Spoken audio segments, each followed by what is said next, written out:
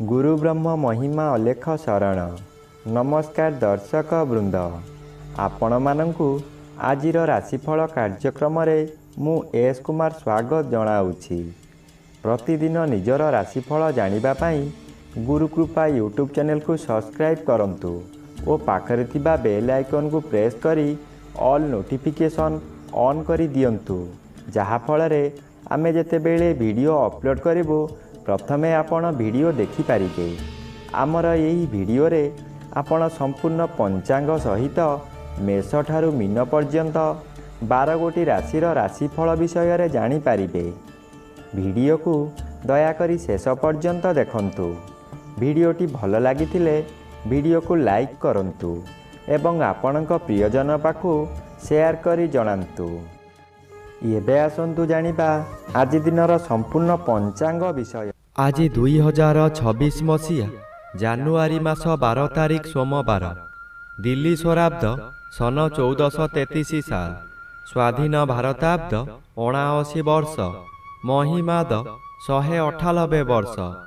उत्कल गजपति श्री श्री गजपति दिव्यसिंहदेव महाराजांकर 69 अंक।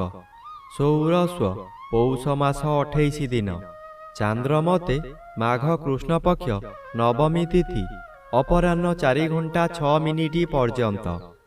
आजिर सूर्योदय विरजा क्षेत्र को 6 घंटा 26 मिनिट, धनुलग्न 4 दंड 47 लिता गते उदय। आजिर सूर्यास्त विरजा क्षेत्र को 5 घंटा 20 मिनिट, मिथुन लग्न 5 दंड 8 लिता गते अस्त। आज तुला चंद्र 60 दंड, स्वाति नक्षत्र रात्रि 2 घंटा 18 मिनिट पर्यंत। आज जन्मित शिशुर तुला राशि वैश्यवर्ण देवगण, रात्रि 2 घंटा 18 मिनिट गते दानवगण। आज मृत व्यक्तिर रात्रि 2 घंटा 18 मिनिट गते एकपाद पुष्कर दोष। निषिद्ध खाद्य आज लाउ भोजन निषेध अटे। अपराह्न 4 घंटा 6 मिनिट गते कलम भोजन निषेध अटे। आजिर अमृत जोग प्रातरु दिवा 8 घंटा 1 मिनिट मध्य, दिवा 9 घंटा 37 मिनिट गते 12 घंटा 1 मिनिट मध्य, रात्रि 7 घंटा 44 मिनिट गते 10 घंटा 56 मिनिट मध्य, रात्रि 2 घंटा 8 मिनिट गते 2 घंटा 56 मिनिट मध्य। आजिर महेंद्र जोग नाही। आजिर काल बेला दिवा 7 घंटा 55 मिनिट गते 9 घंटा 25 मिनिट मध्य। आजिर 12 बेला अपराह्न 4 घंटा 27 मिनिट गते 5 घंटा 20 मिनिट मध्य। आजिर काल रात्रि रात्रि 10 घंटा 30 मिनिट गते 11 घंटा 19 मिनिट मध्य।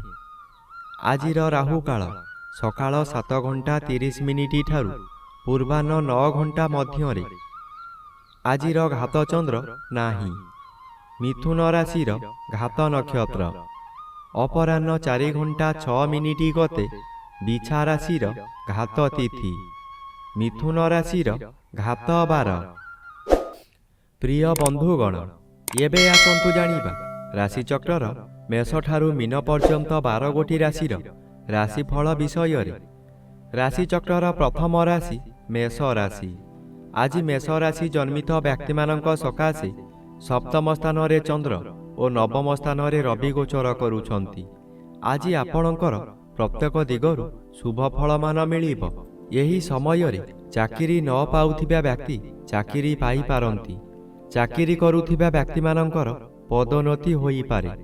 व्यवसाय करुथिबा व्यक्ति अधिक व्यवसाय को वृद्धि करि पारंती। उत्तम रूपे व्यवसाय चलिब। आशा ठारू अधिक लाभ करिवे। आज परिवार को नूतन बंधु आसी पारंती।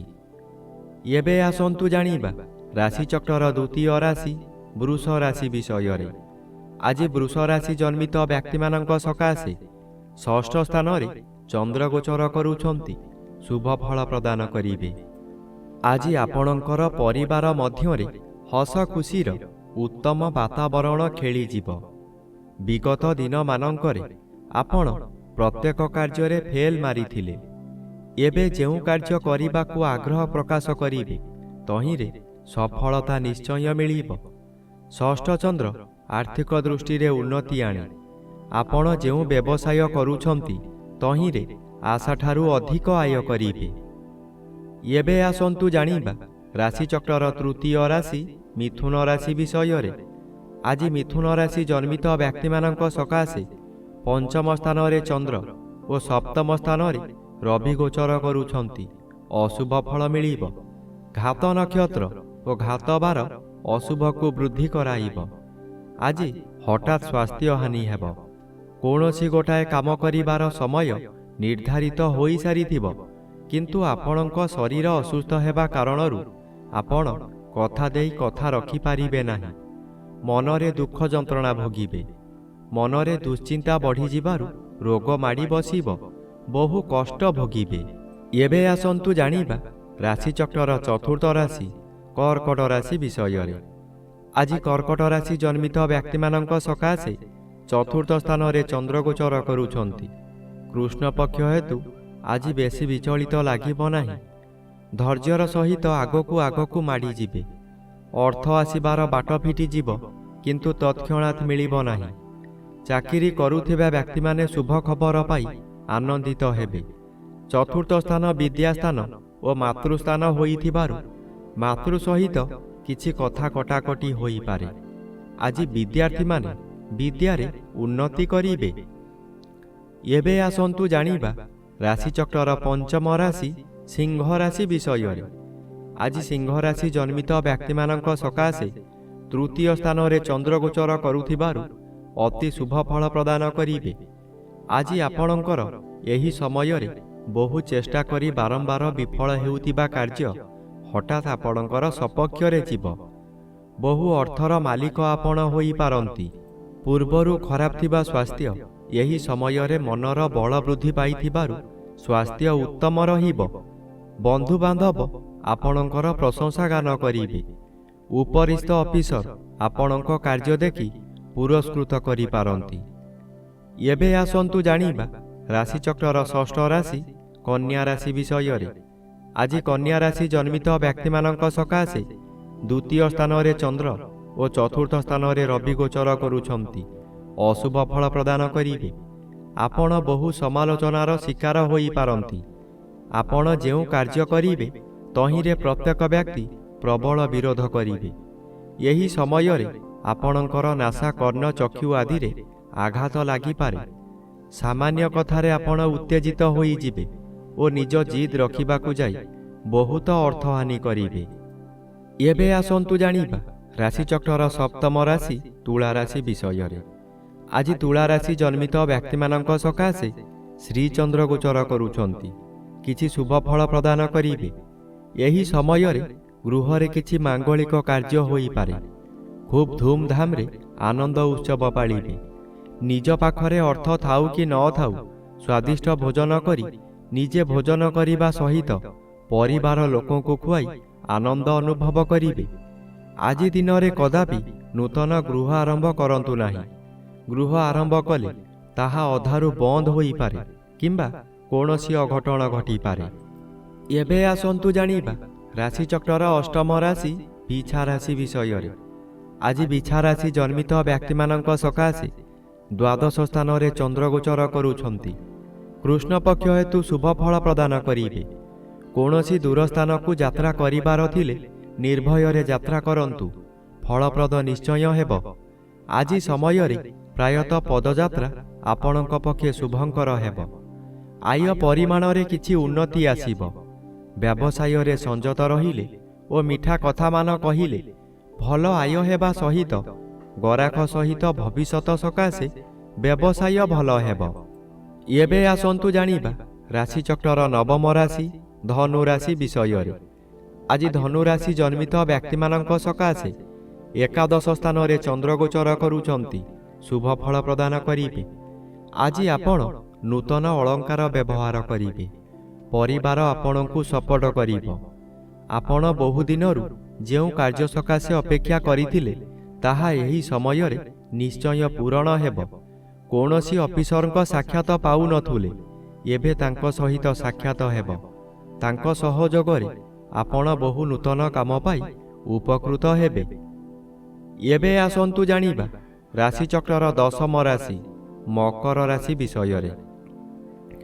ଆଜି ମକର ରାଶି ଜନ୍ମିତ ବ୍ୟକ୍ତିମାନଙ୍କ ସକାଶେ ଦଶମ ସ୍ଥାନରେ ଚନ୍ଦ୍ରଗୋଚର କରୁଛନ୍ତି। ଶୁଭ ଫଳ ପ୍ରଦାନ କରିବେ। ଆପଣଙ୍କ କର୍ମକ୍ଷେତ୍ରରେ ଉଚ୍ଚତର ପାହ୍ୟାକୁ ଉନ୍ନୀତ ହେବେ। ଏହି ସମୟରେ ନୂତନ କର୍ମ ମଧ୍ୟ ମିଳିବ। ଯେକୌଣସି କାମ କରନ୍ତୁ ତହିଁରେ ସଫଳତା ନିଶ୍ଚୟ ମିଳିବ। ଉପରିସ୍ଥ ଅଫିସରଙ୍କ ଠାରୁ ପ୍ରଶଂସାମାନ ମିଳିବ। ପ୍ରତିଷ୍ଠା ଲାଭ କରିବେ। ଆପଣଙ୍କ କାର୍ଯ୍ୟ ଦେଖି ସାଥୀ କର୍ମଚାରୀମାନେ ଆପଣଙ୍କୁ ଅନୁକରଣ କରିବେ ଓ ସଫଳତାର ସୂତ୍ର ଶିକ୍ଷା କରିବେ।